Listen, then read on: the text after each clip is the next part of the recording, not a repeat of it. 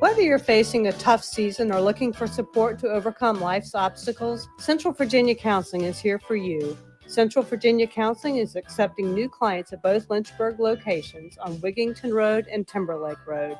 And telehealth is available anywhere in Virginia. Serving children, teens, and adults, our counselors are equipped with diverse skill sets to help you on your journey. For more information, visit us at centralvirginiacounseling.com.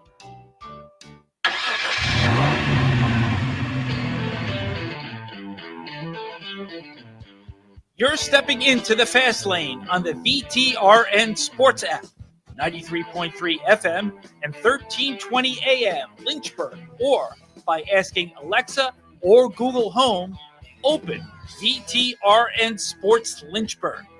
Now, take the fast lane through the topics that matter across the Commonwealth. This is the Fast Lane with Ed Lane. It's just easier. If you want a phrase that will cause me to cringe, that's the phrase that will cause me to cringe the most. When people do something because it's just easier, doesn't mean it's the right thing to do. Doesn't mean it's what you should do. You just do it because it's just easier. If you want to get me so fired up that you would think I need to go to Wigington Road or Timberlake Road and see our friends at Central Virginia Counseling. And in fact, I am going there next Thursday. I look forward to what they uncover about me. It's going to be a journey. I'm excited for it. But they might have some listening to do today to get tipped off on this. When people say it's just easier, that's the explanation. Woo! I'll get going on a hot streak pretty quick. And by that, I mean I'm fired up. The reason for bringing that up in the fast lane stems from two things. One, minor detour to start the fast lane. Time to take a detour in the fast lane. My wife is at a conference for real estate property management. She helps manage properties for Brownstone Properties, does a fantastic job for them, and it's great they help their employees continue to educate and learn about the latest ways to serve you. If you have properties investing and you'd like their services, visit them, 3720 Old Forest Road in Lynchburg. My wife will be back in town late this week, back in the office, certainly on Monday. But she's there. So I'm home. We spent a lot of money on a treadmill. And the best part about this is when things go wrong, they don't want you to call a number and speak to a person. It's just easier on their bank account if they find other ways. Scan the QR code, log on to the website, chat with a bot, whatever your supposed solution is. It reminds you of people like when they get into a car wreck, and instead of calling Trost Law, where you will speak with a person and have a dedicated person help walk with you through every step of your case, you go with one of the big firms and you get rerouted to press 5 for this person, press 6 for that person, 800 numbers, and never actually getting to a person because they don't want to have to bill the hours. Someone right out here needs to call Trost Law after what happened today. Happened what?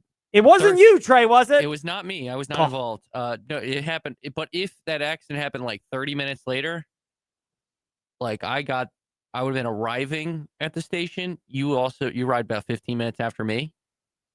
We probably would have still be stuck in that traffic right now and not on the air. I might well have parked on a side street and just hoofed it down to the Virginia Talk Radio Network studios.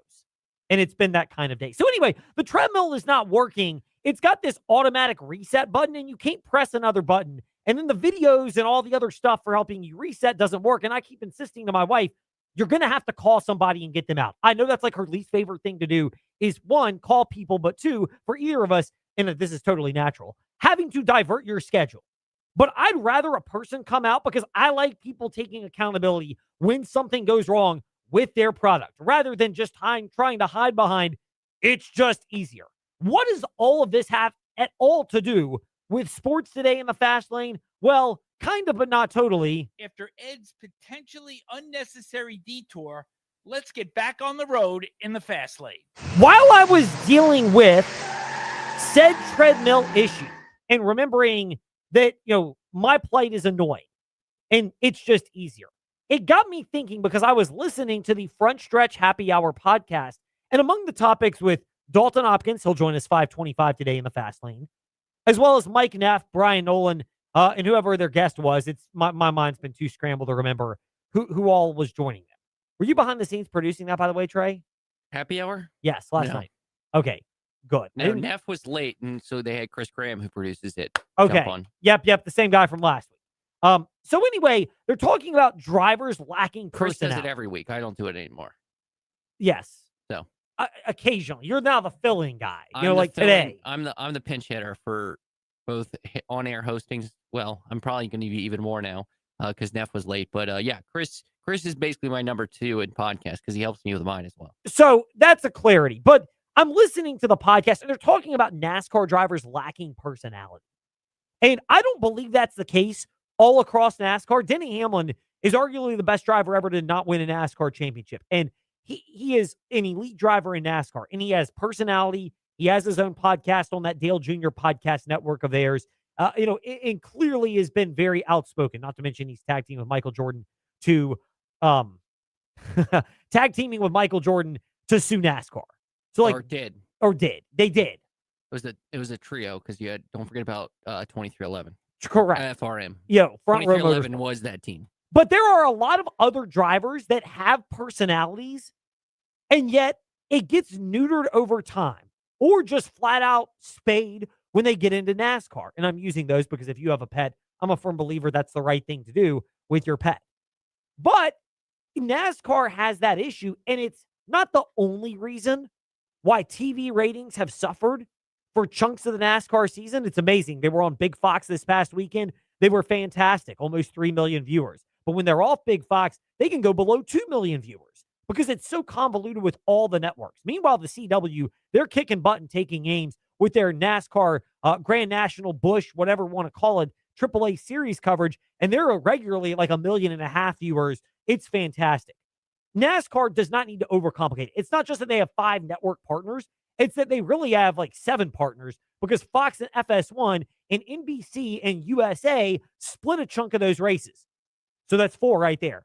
TNT, Amazon Prime are also in the mix with NASCAR. So we're at 6 networks, if I recall correctly, when you factor in the 2 Fox properties, the 2 NBC properties, and then Amazon Prime and TNT. Yes. So we're at 6. That's way too complicated for a 36 race schedule. This one for this weekend, this one for the next. That's a problem. But so too are NASCAR driver personalities. And a big problem, I think, has always been involved in NASCAR has been the fact that you've got these, I'm going to use air quotes here, Team Snarky coming out, but PR consultants who always seem to want to make sure their drivers don't show personality or advise them against speaking when something controversial pops up. Never mind that Dale Earnhardt Jr. backed it up when he was a driver. Never mind that Denny Hamlin will back up what he's saying. It's because they don't want to have to deal with more chaos, which requires more work out of them. So it's just easier if we coach our drivers to show less personality or not take any risks or do things that might damage the brand. Have a level of trust and common sense with these drivers that they're not going to do really bad things. I get it. You're going to get your Kyle Larson with the N-word or Daniel Dye with the homophobic slur that pops up. But for all of that, you've got other people that have a real level of personality that can show in NASCAR. And this is a sport where it's based on drivers showing personality and doing things to connect with fans. And part of that need for PR people to understand is also this. It may require more work on them to be on site at more events away from the track. But I've heard the story before. Dale Earnhardt Sr. drove for Chevrolet. If you want a good one, Sheeler Chevrolet, Motor Mile Chevrolet would be a great place to shop for yours. But Dale Earnhardt Sr.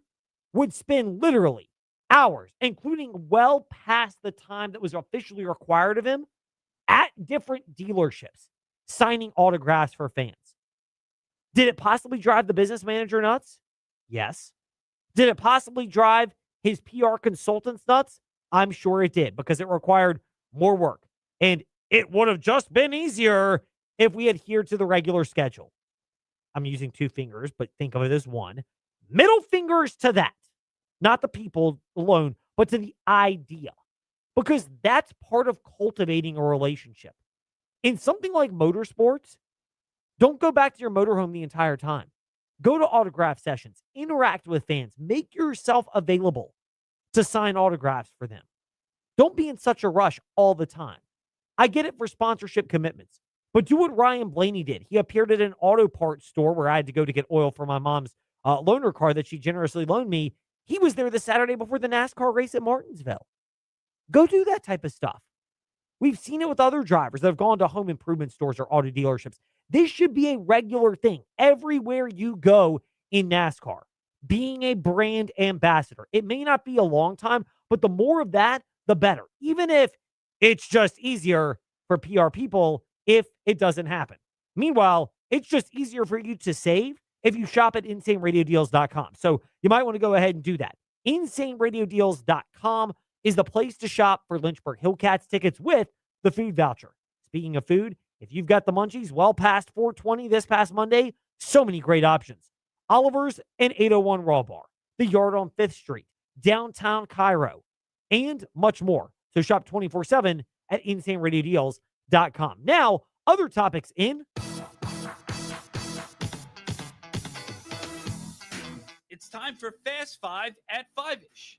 5-ish minutes on 5 relevant topics done around 5 p.m.-ish. Ish, because our counting skills are kinda ish. Let's start with number 5. This just in. Chester Frazier, assistant basketball coach for the Virginia Tech Hokies, has been extended. More on that in the morning warm-up tomorrow with Trey Lyle, Ty Tracy, and Andy Bitter of TechSideline.com. I was waiting for Trey to fill in the blank on that. They will have their opinions on that.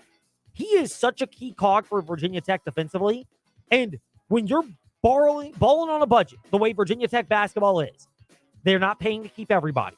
The majority of resources are being, justifiably, directed towards football.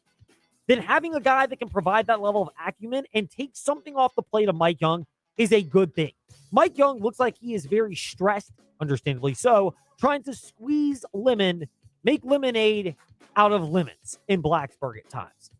And having Chester Frazier around is one key step to doing that. You could argue he is the most important non-player retention for Virginia Tech basketball because of what he does to complement Mike Young. In particular, the defensive acumen and now having an extra year to bring those guys up to speed. He's a reason why Amani Hansberry transferred to Blacksburg. He's been a part of why Ben Hammond and Tyler Johnson have elevated their games. Johnson's lack of presence was really felt on the defensive end when he missed time for the Hokies and all those close game losses when other guys would be able to get big shots up and you didn't always have him down the stretch for Tech, as well as Ben Hammond, who stepped his game up. A lot of that can be attributed to Chester Frazier. Meanwhile, speaking of contract extensions, Number 4. I don't know if Richie McKay is going to make the end of his contract extension with Liberty University, which is now through 2031, 2032.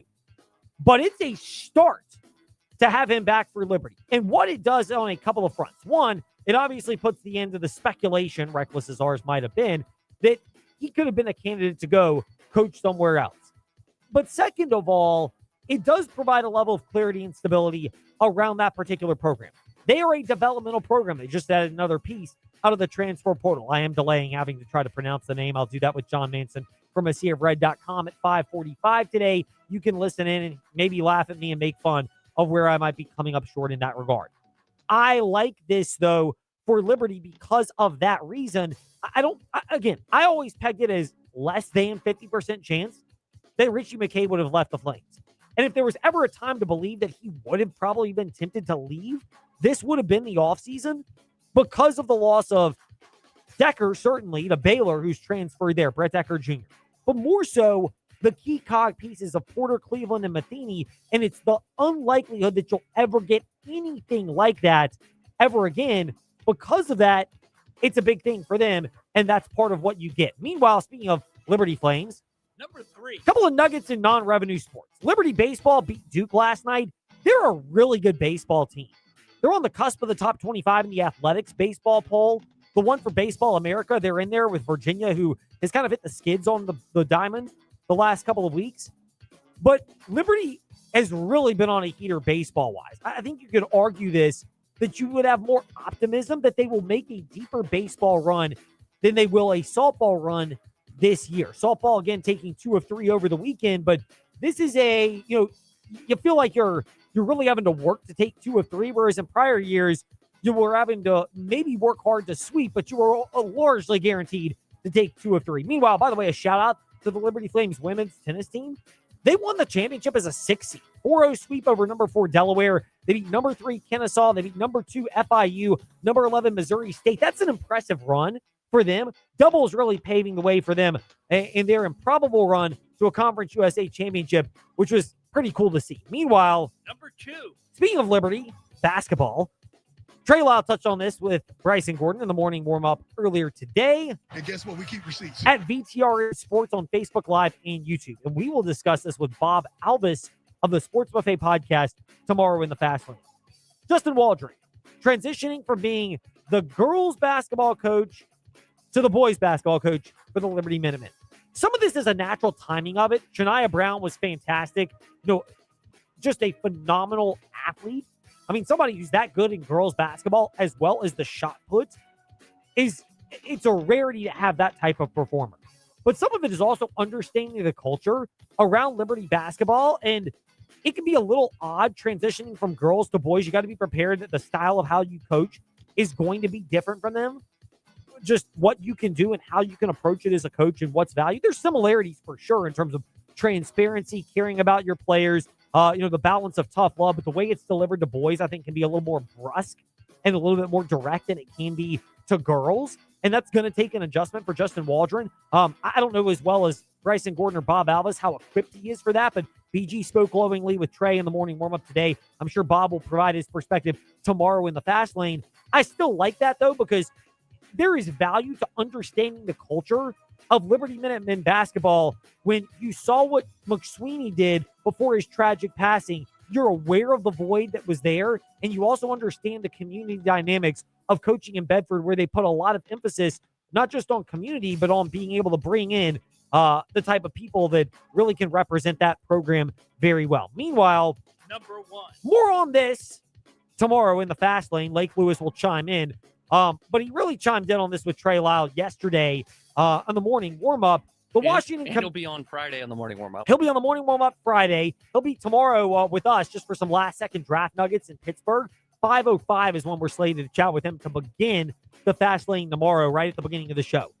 But I love the Commanders' new uniforms that come out. They look more like the uniforms from the 80s or the 90s. The black uniforms for the alternative, they look like they're actually done well. This is kind of the, I would call it the cleanup on aisle 5. Because for the Washington, maybe even better, cleanup on aisle 6.66, if you catch our drift. Because I think you hit the nail on the head when you and Lake discussed this yesterday, Trey, but that it looked like these uniforms were rushed together by an owner who really didn't care and just wanted to put the new name and the new uniform combination out there because it's just easier, and I don't want to put a lot of effort into running this franchise. Now it looks like somebody did, and wait for it, it may have been harder, but it was the right thing. These uniforms look real fire for the Washington Commanders. Meanwhile, when we return here in the Fast Lane, Dalton Hopkins will join our conversation on NASCAR driver personality.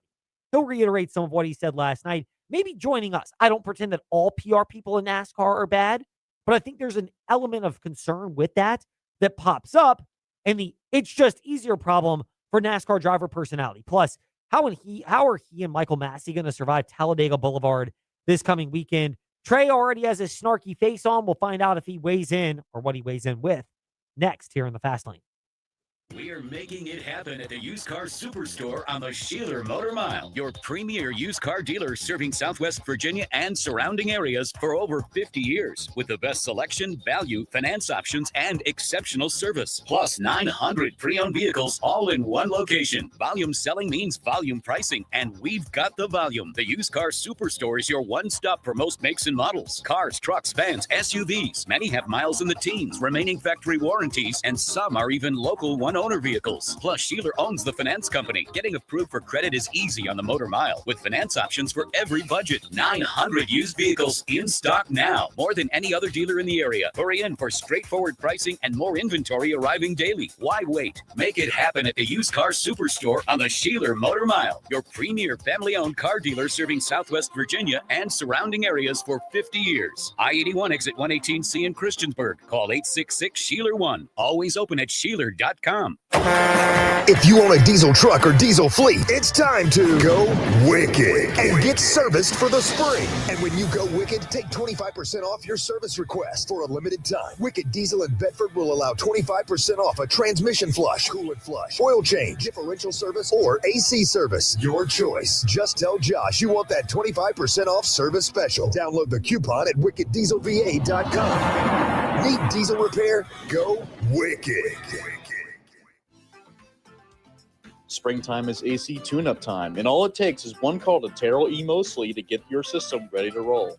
And their tune-ups come with a guarantee that if you have a breakdown, they'll credit the entire cost of the tune-up toward the cost of the repair. Save energy and prevent breakdowns. All it takes is one call to the comfort people at Terrell E. Mosley, Lynchburg's oldest and trusted HVAC contractor for 90 years. Visit TerrellEMosley.com. Hey, Hokie fans, are you still getting your Hokie sports news from other outlets, or even worse, the newspaper? Well, you're missing out. Tech Sideline has assembled the largest and most talented team to ever cover Virginia Tech athletics. If you want Hokie sports coverage that is second to none and will make you the smartest fan at the tailgate, subscribe to TechSideline.com for just $12 a month or $120 a year. Tech Sideline, all Hokie, all the time, period. Subscribe today at TechSideline.com.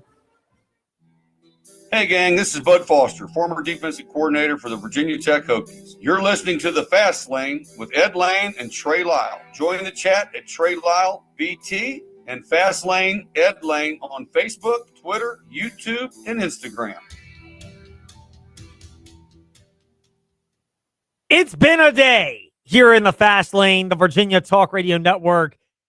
And now the man who was so wise as to toast to Ty Gibbs or pour one out in honor of Billy's Tequila on the latest Front Stretch Happy Hour podcast joins us now with a snarky little smile that we love and appreciate for Team Snarky, Dalton Hopkins of FrontStretch.com here in the Fast Lane. Dalton, we are so grateful to be speaking with you. Thank you for making time for us today. And I am truly honored that you were thinking of me last night and pouring one out for Ty Gibbs. And yes, to get my usher on here in the Fast Lane, once Ty Gibbs won his race at Bristol, and then I looked at the odds to win the NASCAR championship, I feel pretty good about this. He was 40-1. I'm not saying he'll win. Tyler Reddick is very much the deserved favored, but I could not resist visiting Temptation Island for that particular ticket. So it is in my possession. It's a lot lower than that actually right now because he backed it up with a 9th place run at Kansas. But more importantly, we must first give a proverbial hat tip to you for honoring the greatness of Ty Gibbs. Anytime Ty Gibbs comes up, Ed, I'm like conditioned to think of you. I have to. There's no point because the amount of trash talk I got on Twitter after Ty Gibbs won from you, I can't help it now. I can't help it anymore. But I do agree. I thought that was a good story. And the 40-1, honestly, I'm surprised it's that much. I kind of feel like maybe it should be a little bit smaller than that. I feel like the odds should maybe be a little bit better in Ty Gibbs' favor just because he's 7 consecutive top 10 finishes. He's had a really great start to this season. I agree. I think Reddick is the favorite, but man, Gibbs he's on a roll right now. So by the way, again, for full disclosure, because it's important for me to bring this up, I made my particular bet. He's 22-1 odds right now. I made mine after, but I was shocked that he was still 40-1 after winning at Bristol because it's not like that was a fluke win. There's been a lot of consistency there. Nothing, though, compares to the consistency of Tyler Reddick and how dominant he has been so far. You can put some luck at certain points behind the race, but do people overlook the fact that with Tyler Reddick, yes, you can say he won the first 2 races on a tapered spacer. Sure, he benefited from a late caution at Kansas to get that victory there. But he's always in position, and if you're in position that much, eventually breaks will go your way. Yeah, I don't think you can chalk that up for you don't win 5 of the first 9 races being lucky. There's no doubt. I mean, maybe you could argue that a little bit for Daytona. Maybe you can argue that a little bit for Atlanta, but Coda, he was the dominant car, won the pole, was a dominant car there. Darlington, he was one of the dominant cars there as well. And then Kansas, he was one of the more dominant cars too. Like this is a team that is just fast. I don't know what happened in the offseason. I don't know what has occurred in behind the doors of 2311. I have a feeling that maybe Michael Jordan got a little bit involved and said, "Hey, we got no wins for this 45 car last year. We got to change that." And then when Michael Jordan wants to change the game and get better, he does it, and they've done it. I don't know how involved he is, but there is no doubt when you have the pressure of a man like MJ behind you, you want to go out and win for him. And they're doing that right now. And I don't think I have seen a level of early season dominance like this and perhaps in a very long time. Tyler Reddick is easily the championship favorite, but keep in mind, we're only a quarter of the way in the season, so still got a ways to go. Dalton Hopkins, frontstretch.com, with us here in the Fast Lane. Dalton, what value is there to NASCAR that Tyler Reddick and Bubba Wallace wins it would still be just as valuable? But when Michael Jordan's team wins, he's front and center. And you add on to that the interview he did with CBS Good Morning and what they did for that. The value NASCAR is getting at a time where there seem to be still not as many negative stories as the lawsuit, ironically, for Michael Jordan last year provided, but still trying to work their way through that and get back in the consistent good graces of fans. Yeah, well, I wish that would translate a little bit better into the ratings, just because. I mean, look at Bristol. Bristol was one of the lowest. Actually, I think it was the lowest non-rain delayed race on Big Fox in I can't remember if there was an actual date, but it was a long time. It was only 1.9 million. So, and this weekend it was a little bit more up, just because again it was on Big Fox, but also wasn't competing with the Masters. I digress. Just even though we have the star power of MJ and I think arguably Bubba Wallace, who is a household name, and Tyler Reddick, I think is becoming a household name just because of his accomplishments, but also his relationship with Michael Jordan, and Denny Hamlin as well. Despite the fact that we're seeing success out of those guys, we're still not seeing the star power, and I have to wonder if maybe there is a problem elsewhere when it comes to that. The value's great. Seeing Tyler Reddick and Michael Jordan and Bubba Wallace and Denny Hamlin on CBS Good Morning is really cool. That's really awesome. But it's still not translating into higher ratings. So I'm starting to think Michael Jordan, we're going to need a little bit more than just Michael Jordan winning races if we're going to see an upswing. You opened Pandora's box for the second time in the last 24 hours, Dalton. I do that often. You know, it's okay. We all have to have moments where we just open up a Pandora's box and know that it's going to lead to something else, but we just can't help ourselves. You brought up the ratings part. Kansas was better than last year. It was also on Big Fox, not FS1. Mm-hmm. I know NASCAR took the money. Everybody does. It's hard to begrudge them. How much of NASCAR's ratings issue, we can get to the driver personality thing in a moment, but how much of it is the fact that you really have 6 networks? I know it's Fox, Fox, TNT, Prime, and NBC. But when you siphon Fox and FS1 and NBC and USA, that's 4. And then you've got Prime and TNT. It gets real convoluted, not for you and I, but for the casual NASCAR fan to figure out where you go to watch a race on any given weekend. Yeah, it does get a little bit. It's about the money. I mean, it does get a little bit diluted. When I thought it was simple when you had Fox and NBC, and it was either going to be on Fox or Fox Sports 1. And I misspoke earlier. Bristol last weekend was on Fox, or excuse me, Bristol was at Fox Sports 1. It wasn't on Fox, but I digress. I mean, that was it was on Fox or NBC, and then with NBC it was either NBC or NBC Sports or what is now USA. So now you have Prime, now you have TNT on top of all those other ones, and a lot of NASCAR fans don't have subscriptions to that. Oh, and by the way, we're not even talking about the O'Reilly series, which has CW. And some guys don't have CW. CW doesn't have a live stream. If you can't subscribe to a live stream with CW, which is frustrates the hell out of me, to be honest with you. But so I have to use my YouTube TV subscription to watch it. But regardless, yeah, it does get diluted, but it's all about the money and whatever the TV rating or whatever the TV networks say is going to go. And if they want to put it on, if NASCAR executives are getting a decent amount of money and they feel like this is the best deal they can get, then yeah, you're going to get 6 different channels to watch racing on. Sorry. And that's the world we live in now. Cable is kind of, I don't know. I don't want to say on the way out, but streaming is the future, and you got to get with the times, even if it's got to be while you're kicking and screaming. You referenced that particular element for NASCAR. Is there anything they can do with whether it's NBC with USA or Fox with FS1 to say, no, don't put us on these secondary channels and do no promotions where we're getting cast aside? Yeah, that gets a little bit difficult. I wish I could say, oh, well, and I have said this, and this is true, that, we do need a little bit more star power. There's no doubt about that. But that's a that's a double-edged sword. I mean, yeah, the drivers could do a little bit of a better job, but at the same time, they need more exposure. And I think the way that happens is you stop with these 5-race sponsorship deals. I mean, to this day, if I look at the Home Depot, I think of Tony Stewart. If I look at a can of Budweiser, I think of Dale Earnhardt Jr. And even though he hasn't been in a Budweiser car in NASCAR since 2007, it's been a long time. But I still think of that because that's how close, that's how of a big deal those brands were, because he was in a Budweiser car the entire season. Tony Stewart was in a Home Depot car the entire season. Jimmy Johnson was in a Lowe's car the entire season. Now, look at the sport's biggest drivers. Look at Chase Elliott. He's in the Napa car.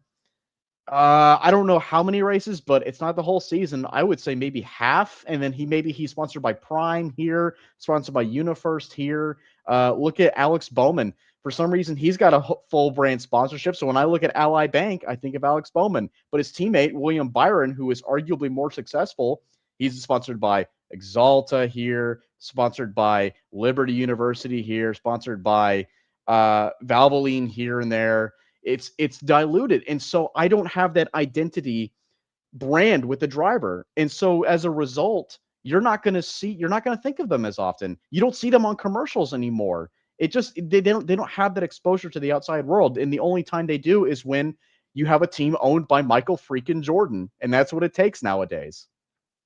All right. I have been on this before. I'll go on this again, and I will repeat myself on a Front Stretch Happy Hour podcast if you bring me back on and it is something I can remember in the midst of trying to be a parent and whatever else life is throwing my way, which is a lot at certain times. I'm blessed by God to still be here, but I don't handle it as well as I should. Full confession. How much of this is also PR driven? I have gone for years on this diatribe. I'm gonna curse in my own words. It's just easier. I beeped it out because I cannot stand that phrase. But how much of that phrase, the "it's just easier" phrase, drives the PR people to the point where they neuter the personalities of drivers because backlash is something they don't want to deal with, or being out at more events, whether it's video shoots for commercials, whether it's sponsor events on the weekends, they don't want to deal with it, so they don't embrace it because it requires more work on them, and they go that cringeworthy route, which every business should flesh out of. It's just easier as code for you should be fired if that's your mindset.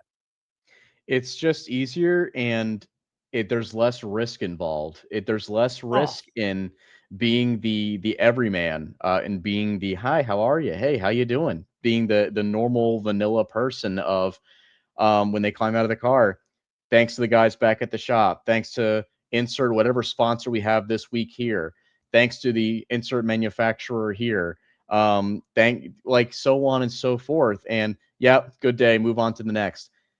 For God's sake, you have to talk. You have to talk. I'm sorry. Like if you're gonna be, if you want to be recognized like Tony Stewart, if you want to be recognized like Dale Earnhardt Jr., you have to. Maybe you got to get out there a little bit. And yeah, it is safer to be PR trained and to just just go in the car and just drive. And then you don't have to worry about media. Just be as vanilla as you possibly can be.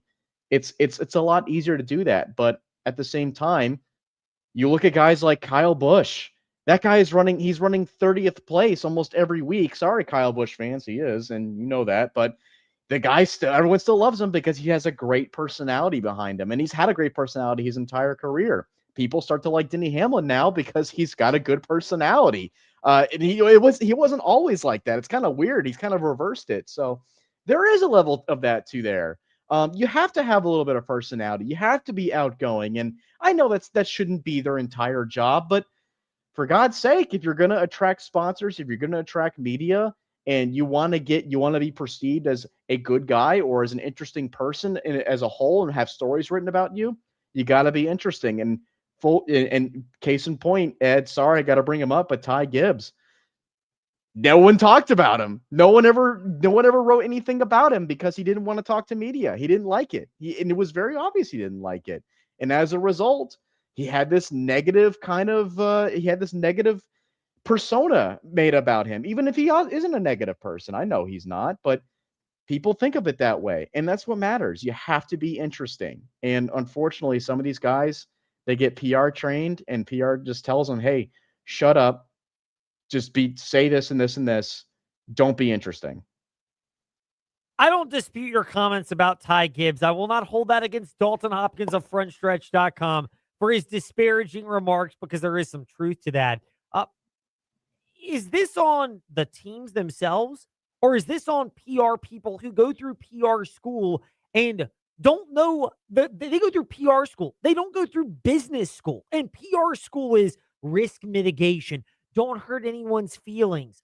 Business school is do what it takes to get attention within reason. Don't go hold up the convenience store and do something dumb like that and get arrested, but be willing to show personality, because in business, I mean, ironically, like, you own a car dealership. Some of these people have large egos and they will put themselves out there and do crazy things to sell cars.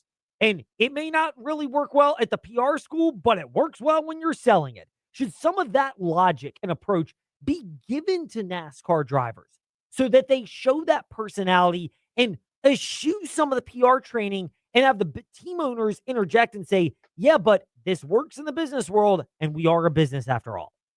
If you're a good PR guy, you already know that, and you're already telling your driver that. I think, look, as somebody who actually did go to college for PR and earned a degree in communication, like, I have seen the way that it is supposed to be perceived. I get it. I get what they're supposed to do. And like you said, Ed, you put it in a good way. It is risk mitigation.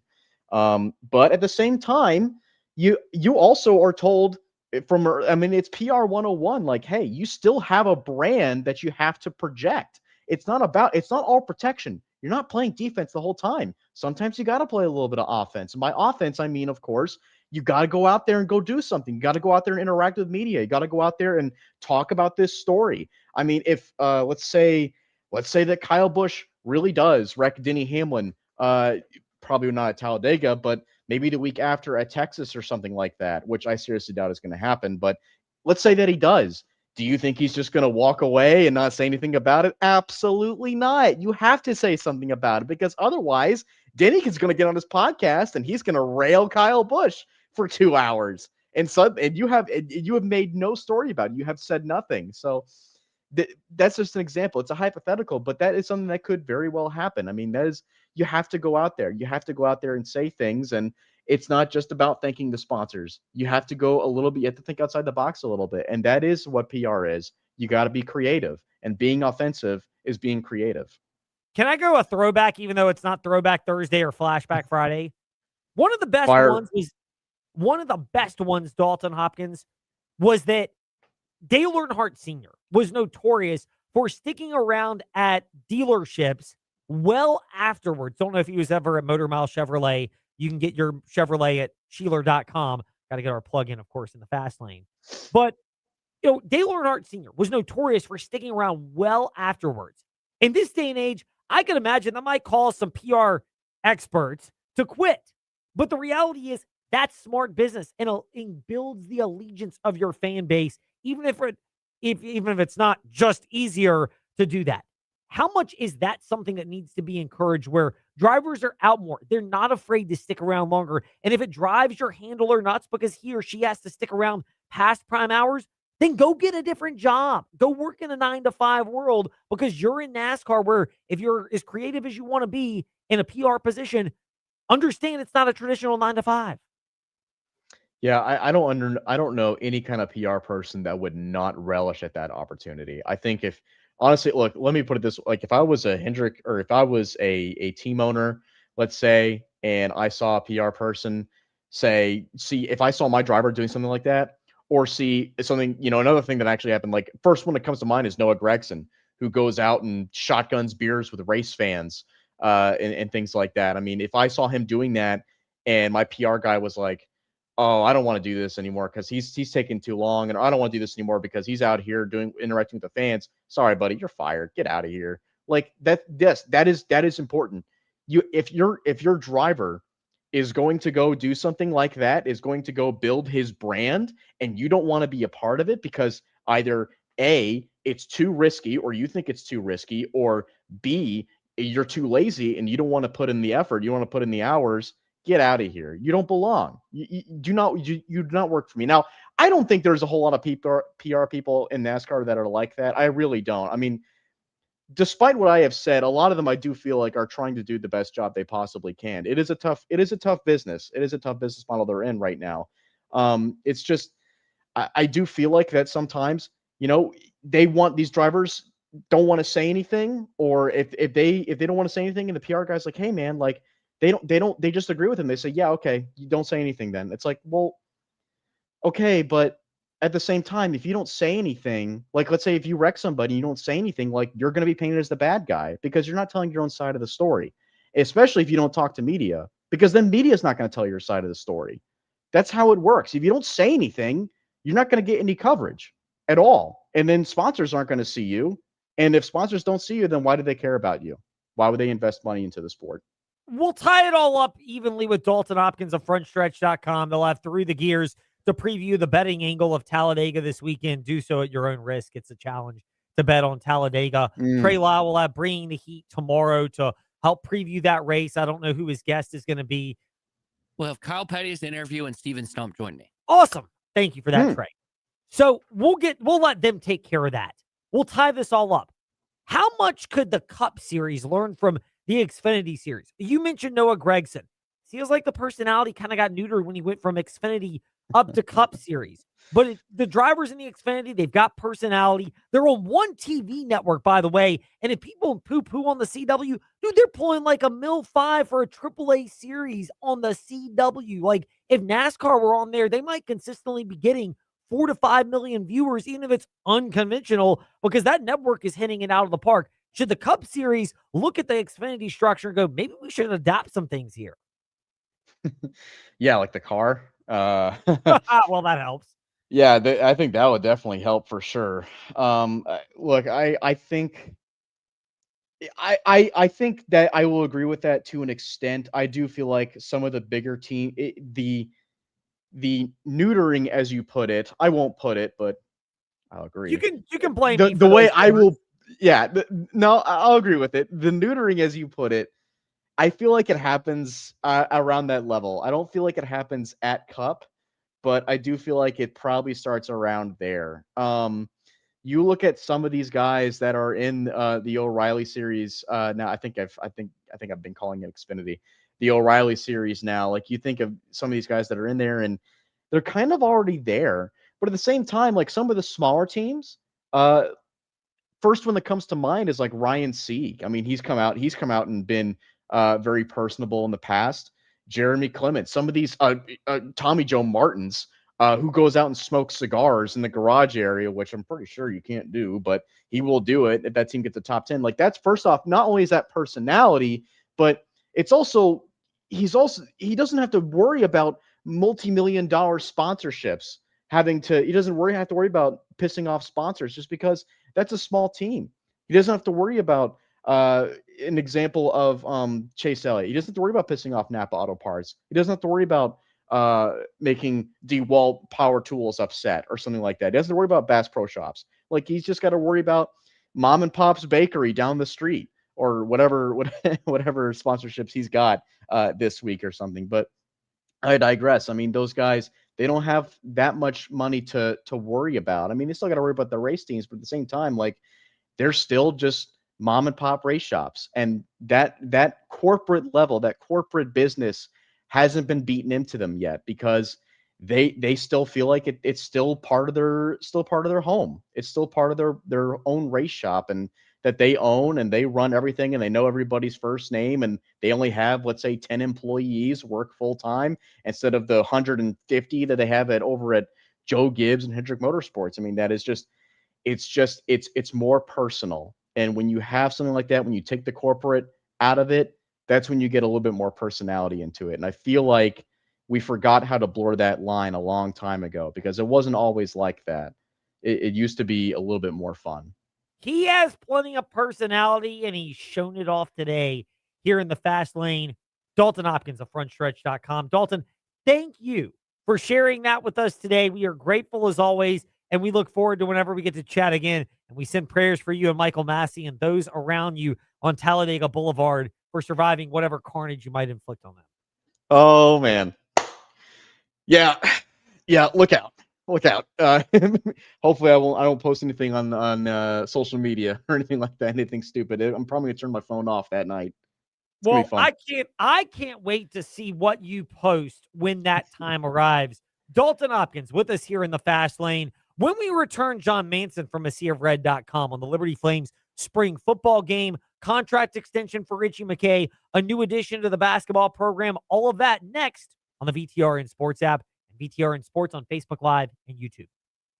Don't miss the declaration of deals during our spring clearance at Magic City Chrysler Dodge Jeep Ram. Buy now with big incentives or low financing, or we'll pay your state sales tax. Your choice. Plus no payments for 90 days. Don't miss the savings, like $6,500 off MSRP on a new Jeep Grand Cherokee. Plus no payments for 90 days at Magic City Chrysler Dodge Jeep Ram, 1750 Independence Boulevard in Bedford. MagicCityBedford.com. Stock number BT12821 with approved credit. See dealer for details. Ends 4/30/26. Hi, Gary the Third here, and I'm excited to say spring has arrived at Gary's Garden Center with great plants and a great selection.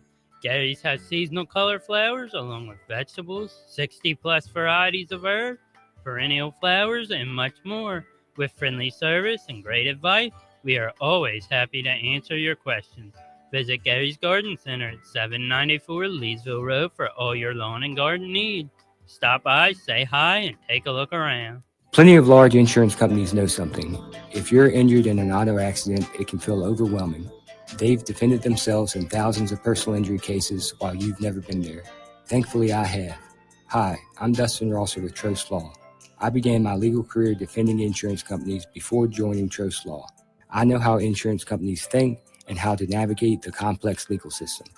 So if you're injured and need someone to fight for you, just call me at 777-HURT and visit trustlaw.com. Midday I can hunger hitting you hard? recommend, Swing but by not Macadoo's for our $8.95 weekday lunch specials. Whether you're craving a classic crunch or something fresh, we've got you covered. Chicken tender basket featuring crispy golden tenders served with fries. The Macadoo's Chef Salad, a healthy, loaded favorite that will hit the spot. Hit back against your lunchtime hunger at Macadoo's with eats that won't break the bank. It's time to share great food and fun.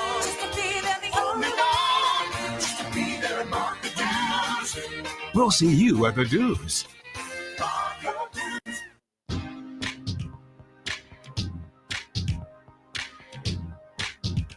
Step into the fast lane 24/7 at Trey Lyle VT and Fast Lane Ed Lane on Facebook, Twitter, Instagram, YouTube, and wherever you listen to podcasts. Now, back to the fast lane. I mean, why not repeat our from that trostlaw.com fast take earlier today? Actually, it was yesterday, done at Bedford Hills Elementary School, home of where my kids are in first grade. It was also a place where you could have gone and voted yesterday. We always encourage people to do that. Any opportunity it is, regardless of what your side is. Not trying to get overly political with that in the fast lane, but Liberty gave a real legitimate vote of confidence for men's basketball because they extended Richie McKay through 2031, 2032. No idea on whether McKay will make it to the end of that. I think there's clearly a possibilities, and great health seems to have a zest for the game. John Manson from AseaofRed.com with us here in the fast lane. John, how much of an exhale is that for Liberty Flames fans? You had a feeling he was coming back because he's putting together a good class of incoming transfers and recruits that he's done this offseason. But how valuable is that just to give that final stamp and seal of approval, the extension for Richie McKay? I mean, sure. I mean, we've talked about it before, but Coach McKay is, he is Liberty basketball. He has completely remade the Liberty basketball program and how outsiders view the program and the level of respect that it receives nationally. And obviously you got the mid-major level and within Conference USA and also regionally and locally here as well too. So being able to keep, Coach McKay around a little bit longer. And like you said, we don't know how much longer he'll stay around. But I'm kind of getting to the opinion that I think Coach McKay, and things can change, obviously, but I think his last head coaching job is going to be at Liberty. It's just it's his home place he's been for a long time. And if you include his time in Charlottesville, he's been in Central Virginia for almost 2 decades now. So he's got his kids, his family here, and now grandkids as well too. So it's just a matter of how long he wants to continue to be a head coach, and that can certainly change if some opportunity that might be a dream opportunity for him arises. You wouldn't blame him for passing on that opportunity if he got it, but yeah, I think it's safe to say that Coach McKay is made himself a home at Liberty, and Liberty fans are certainly grateful to see him stick around a little bit longer. And I'm not sure how many Liberty fans were truly sweating it out as whether or not he was going to take another job or not. But certainly seeing that contract extension news come through late last week was definitely a sigh of relief or breath of fresh air. John Manson from AseaofRed.com is with us in the fast lane. John, I agree with you that I think this is the last coaching job for Richie McKay, barring something really unforeseen happening. I mean, again, my reasoning is this, and you can correct me if I'm wrong. If there was going to be an offseason for him to leave, this would have been it. When you lose 3 stalwarts in Zach Cleveland, Colin Porter, and Katie Matheny, it's difficult to ever get that type of continuity ever again. And you add into that the loss of Brett Decker Jr. If there was ever an easy, hey, I wanted to leave, this would have been the year. And Richie McKay, as he often has done, opted to go with where his calling is, even if it's not easy. And once again, endearing himself to Flames fans for it. Yeah, definitely. I mean, like I said, we talked about that a few weeks back, a month or so ago, that if there was ever a time that, I was nervous that he would decide to exit stage left, this off season would have been the one. Like you mentioned, you're having to completely remake or rebuild this Liberty roster, and he seemingly has done that with 5 transfer additions so far, as well as the 3 incoming true freshmen. But it certainly would have been an easy opportunity for him to move on and move on to the next chapter of his life. But he's chosen not to do that. And I'd heard him talk on a podcast. It might have been with Jeff Goodman in the Field of 68, if I'm remembering correctly, here in the last couple of weeks. And he kind of said that he was sticking it out at Liberty and wanting to see, if they could get it done and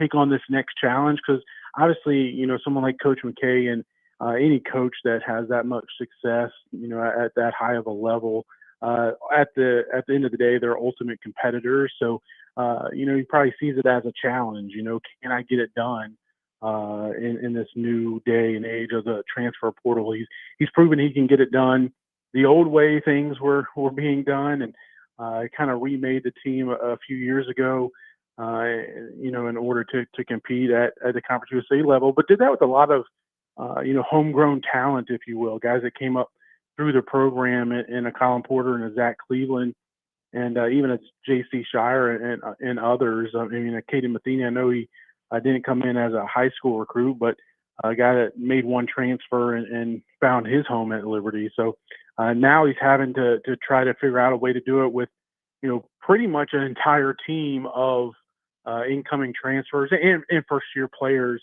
So I'm sure he sees that as a challenge and something he's hoping to be able to tackle. John, we'll get a full recruiting class, transfer class overview from you. We've kind of pieced it together as it was Sean Register and Dylan Clausen. Then it was the Campbells. If you want some humor, get ready. It's coming right now. Osmar Garcia Arao. Where am I wrong in mispronouncing the name of Liberty's latest transfer who averages 16.5 points, 7 boards, and 3 assists per game? Well, I'm certainly not going to try to pronounce it or try to one-up you. It sounded like you hit it pretty good. But, no, Garcia seems like a really good find for the Flames, another Division II transfer. And, I think it's really interesting with him and Dylan Clausen. These are, we know of the success Coach McKay and Liberty has had in recent seasons recruiting at that Division II level. I mean, you look at Talon Peter, no further than that, right? A guy that, had a solid career at the Division II level, Arkansas Tech, and came to Liberty with 1 year of eligibility remaining. And now he's playing for the Indiana Pacers. And there's others too, right? I mean, J.J. Harper this year and, Javon Mothmer was also part of that class with Peter. And so Liberty is bringing in 2 more Division II guys, Garcia as well as Dylan Clausen. And Clausen and Garcia are 2 guys that I think you could make the argument that they had more successful Division II campaigns than any of the aforementioned ones did before coming to Liberty. I mean, these are both guys that were arguably the top player on their team that played for teams that made it to the NCAA tournament, and both of them were 1 seeds in the NCAA tournament at the D2 level. Clausen got injured there late in his season before his team Washburn got upset in the first round of the tournament, and then Garcia's team also got upset early as well too. But both of them were nationally ranked teams and put up a lot of points and some really good numbers. And it'll be interesting. You watch. He's Venezuelan, so it kind of ties in with Owen Aquino, who was Spanish, I believe, if I remember correctly. But watching some of Garcia's film, he kind of reminds me of an Owen Aquino, and just the way he plays the game, the way you can run the offense through him, but he can also play with his back to the basket, and also seems to be a defensive presence on the interior, which I think that's something the Liberty really lacked this past season, especially once you got late in the year and into the Conference USA tournament when Michael Osei-Bonsu from Missouri State, Liberty had no answers for him. So this team will look much different. Obviously, a lot of new names and faces for the Flames in 2026 and 27. But it's also going to be a much bigger team. The Campbell brothers, who likely could be the opening night starting backcourt, are both 6'2", and I think Coach McKay's brought in a lot of 6'7", 6'8", 6'9" forwards that can add some depth and physicality up front that the Flames really lack this past season. We will go into a full overview of all of that when the Flames add that 6th player to their class. We'll add that. We'll look on the high school editions. And we'll also do a deep dive from spring football and takeaways heading into the summer the next time we chat with John Manson. John, thank you for joining us from AseaofRed.com. I know we're a little more brief than normal today. My wife's out of town, so I'm a little more pressed for time to make sure I get home and relieve our sitter in time so that I can go back to daddy duty with 2 7-year-olds and figure out whether we had a good day at school or not. Ed, you can tell us the truth. We know Trey's trying to get out of there after having to come in so early this morning. I like it. Trey is not denying that either. That's the best part of this. John, thank you for your time in the fast lane, and we'll go ahead and blame it on Trey. Thanks for having me on. Talk to you soon. Indeed. John Manson with us here in the fast lane. Always great to chat with him. We will get into football because there's a lot to cover from spring practices. I don't know if you gather a ton from the spring festival, but we'll get into all of that as well. Meanwhile, that does it for us today. Appreciate your time. We send it on to Freddie and Harry in progress on W227BG Timberlake, WVGM Lynchburg, WMNA Gretna Danville Southside, the VTR in Sports app, and VTR in Sports on Facebook Live and YouTube.